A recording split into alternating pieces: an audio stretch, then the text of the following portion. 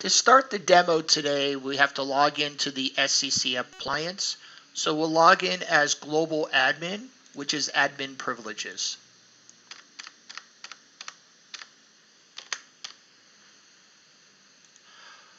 Once we log in, we're presented with the dashboard, and we have to go into PODview to basically see which devices have been discovered within the rack.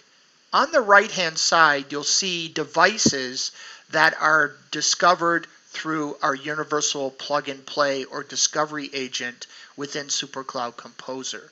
The key is to get these particular devices registered within SuperCloud Composer under the rack management itself. So let's go ahead and do so.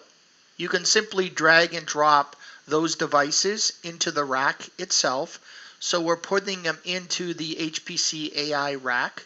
Simply, it will allow you to go through a complete device discovery wizard in which we will go ahead and add those devices into the rack itself. We'll commit the changes to the back end itself. We'll wait for a couple of minutes and then start with the second particular host that's connected to the PCIe switch. Let's speed this up a little bit and do a refresh of the web browser to expose that information within the rack. And you can see here that the information is added into the rack.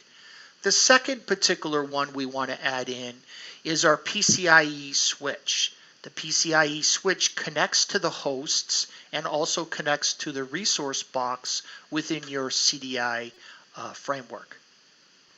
So let's go ahead and add the PCIe switch into the HPC AI rack.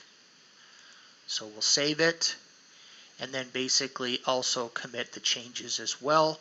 You'll notice that these particular devices are being removed on the discovery pane of SuperCloud Composer.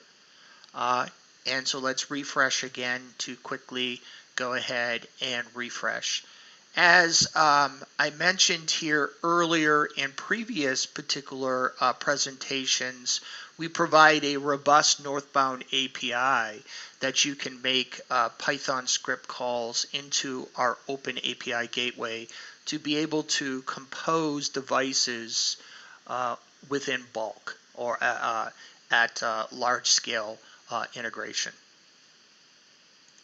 So let's go ahead and then go back to our discovery pane and now choose the JBOG within the registration process. So an APA stands for Accelerator Pooling Appliance.